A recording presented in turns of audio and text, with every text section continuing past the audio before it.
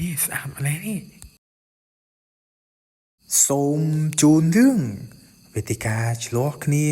ម្នាក់ឯងតោះថ្ងៃនេះមកឆ្លោះគ្នាដោយលើកមុនទៀតហើយចោះមិនបានចង់មកឆ្លោះគ្នាឲ្យគេស្ដាប់អញ្ចឹងតើការឆ្លោះគ្នាមានផលប្រយោជន៍អីខ្លះដល់អ្នកស្ដាប់តែឆ្លោះគ្នារបស់ពួកយើងអាចจะមានប្រយោជន៍អាចជាចំណីអារម្មណ៍របស់ពុកម៉ែបងប្អូនដែលគាត់ស្ដាប់ទៅគឺធ្វើឲ្យគាត់ហ្នឹងសប្បាយចិត្តថាបានអូយឆ្លោះគ្នាមានប្រយោជន៍ដែរវាមិនដែលលឺទេលើពិភពលោកនេះគ្មានណាឆ្លោះគ្នាមានប្រយោជន៍ទេតែសម្រាប់ពួកយើងគឺមានប្រយោជន៍ឆ្លោះគ្នាពេលណាគឺចំណេញដល់អ្នកមើលរហូតហ្នឹងបានហើយអ្នកមើលម្ដងធុញចង្អប់ហើយនៅពេលយើងឆ្លោះគ្នាកុំអួតពេកតោះក្រែងលោថាយើងមកឆ្លោះគ្នាតែឆ្លោះគ្នារឿងអីដូចគ្មានរឿងអីនឹងឆ្លោះផងនេះថ្ងៃនេះមែនតើដូចអត់មានរឿងអីឆ្លោះគ្នាផងហើយពួកយើងកាលពីដើមដំបូងយើងថាមកឆ្លោះគ្នាតែចុងក្រោយមិនត្រូវគ្នាវិញចឹងទៅកុំអាចថាស្ថានភាពគឺប្រែប្រួលរាល់ពេលវេលាហ្នឹងហើយពេលខ្លះយើងត្រូវគ្នាមួយទៅពេចក្រោយក៏ឆ្លោះគ្នាក៏ថាបានឥឡូវចាគ្នាស៊ូមួយកាលពីដើមវីដេអូគ្នាឃើញផ្កាអីពណ៌ជុកហើយស្លឹកពណ៌ខៀវអាផ្កាហ្នឹងគ្នាដូចជាមិនដែរឃើញនេះវើយហើយយកមកលាងធ្វើអីហ្នឹងយីពូនេះធ្វើមិនស្គាល់ឬក៏ធ្វើផ្លិចហ្នឹងកាលពីមុនណាធ្លាប់បេះហូបសធ្វើជាអីណាមិនស្គាល់ផ្កាហ្នឹងទេផ្កាហ្នឹងគ្នាមិនដែរស្គាល់ហើយក៏មិនដែរហូបដែរគ្នាណាទៅហូបផ្កានៅស្រុកស្អែកចឹងហូបទៅខ្លាចខូចសុខភាព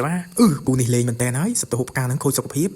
ខ្ញុំចង់ទៅបោកក្បាលឲ្យស្លាប់ទេនេះកាលពីដំបូងខ្ញុំស្មានថានិយាយលេងតែចុងក្រោយនិយាយថាហូបផ្កាហ្នឹងខូចសុខភាពតោះពូឯងចុះចេញពីផ្ទះខ្ញុំឲ្យឆាប់កុំមកនិយាយថាមិនស្គាល់ផ្កាហ្នឹងហើយថែមទាំងនិយាយថាហូបទៅខូចសុខភាពទៀតខ្ញុំមិនចូលចិត្តទេអ្នកដែលនិយាយទៅលើឲ្យរំលឹកគុណនៃផ្កានេះសូមប្រាប់ពូឯងថាផ្កាហ្នឹងមិនមែនចេះតែដុះទេហើយក៏មិនមែនមានគ្រប់រដូវដែរតែរដូវហ្នឹងឯងហើយរដូវនេះក៏មិនមែនមានច្រើនខែដែរមិនត្រឹមតែប៉ុណ្ណោះទេពូឯងដឹងអត់ថាផ្កានេះក៏មិនមែនដុះនៅគ្រប់តំបន់ដែរគឺដុះតែតំបន់មួយចំនួនតែប៉ុណ្ណោះហើយក៏ចង់បញ្ជាក់ទៀតថាមនុស្សនៅក្នុងប្រទេសកម្ពុជាមិនមែនសុទ្ធតែបានហូបផ្កានោះទាំងអស់គ្នានោះទេជាពិសេសផ្កាហ្នឹងអ្នកទីក្រុងមួយចំនួនក៏មិនធ្លាប់បានស្គាល់រសជាតិនៃផ្កាហ្នឹងដែរហើយផ្កាហ្នឹងមិនមែនហូបទៅខូចសុខភាពដោយពូឯងនិយាយនោះទេវាដុះនៅតាមធម្មជាតិហូបទៅធ្វើឲ្យសុខភាពរបស់យើងគឺល្អជាងបន្លែដែលពូឯងទិញនៅផ្សារទៀតផងទៅបានហើយចុះចាញ់ខ្ញុំឈប់រៀបរាប់ឲ្យពូឯងស្ដាប់ទៀតអាគាត់ហ្នឹងខឹងមែនតើហើយតាមពិតណាពូនិយាយលេងទេពូស្គាល់ហើយផ្កាហ្នឹងអត់ទេគ្មាននរណានិយាយលេងបែបហ្នឹងទេពូ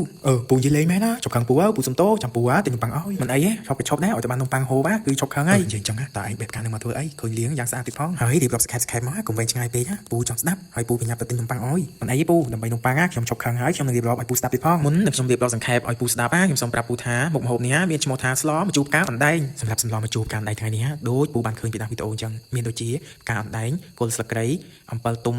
សាច់មាន់និងគ្រឿងអំបិលស្ករប៊ីចេងទឹកត្រីផ្សេងទៀតតាមពិតជាក់ស្ដែងពូនៅពេលដែលយើងស្លម្ជូរយើងត្រូវប្រើប្រហុកប៉ុន្តែផ្ទះខ្ញុំថ្ងៃនេះអត់មានប្រហុកទេពូគឺខ្ញុំជំនួសដោយកាពិដូច្នេះហើយនៅពេលដែលពូហូបបើមិនមានក្លិនប្រហុកទេបែរជាចាញ់ក្លិនកាពិពូហាមរិះគន់ខ្ញុំដូចកាលពីមុនអញ្ចឹងពូខ្ញុំនឹងរៀបរាប់ពីរបៀបធ្វើស្លម្ជូរការអណ្ដែងនេះពូគឺមិនខុសគ្នាពីស្លម្ជូរដតៃទៀតទេជាដំបូងយើងដាំទឹកឲ្យពុះហើយយើងដាក់គល់ស្លឹកគ្រៃចូលក៏ដូចជាផ្លែអំបិលទុំពេលដែលទឹកពុះហើយយើងក៏ដាក់កាពិចូលហើយក៏ដាក់ជាមួយនឹងសាច់មាន់ដែលយើងបានកាប់មិញហ្នឹងដាក់ចូលឲ្យវាឆ្អិនទៅនៅពេលដែលខ្ញុំដាក់សាច់មាន់ចូលខ្ញុំក៏រងចាំឲ្យសាច់មាន់ហ្នឹងឆ្អិនបន្ទាប់មកទៀតខ្ញុំក៏ដាក់គ្រឿងក្រៅទៅតាមចំណូលចិត្តរបស់គ្រួសាររបស់ខ្ញុំគាត់មើលតាមតម្រូវចិត្តរបស់ខ្ញុំដូចហើយជូរផ្អែមប្រៃហើយខ្ញុំក៏ដាក់ជាមួយនឹងផ្កាអណ្ដែងចូលបន្ទាប់មកទៀតក៏រងចាំឲ្យបន្លែហ្នឹងវាឆ្អិនហើយក៏ភ្លក់មើលម្ដងទៀតបើសិនជាសាប្រៃអីថែមតាមតម្រូវការរបស់យើងមកចុះមកឡើងម្ហូបរបស់ខ្ញុំក៏បានឆ្អិនហើយពូមើលតើទំនងដែរឬទេអូយទំនងថាពូនេះឃើញនឹងស្ដាប់ទៅមាត់សំបាយមកពេលមើលតោះឥឡូវមកបាយជាមួយខ្ញុំតែម្ដងទៅរួចហើយចាំពូទៅផ្ទះតែផ្លេចពូទៅទិញនំប៉័ងខ្ញុំផងសម្រាប់វីដេអូរបស់ខ្ញុំគឺមានតែប៉ុណ្្នេះឯងអរគុណជម្រាបលាជួបគ្នាវីដេអូក្រោយបាយ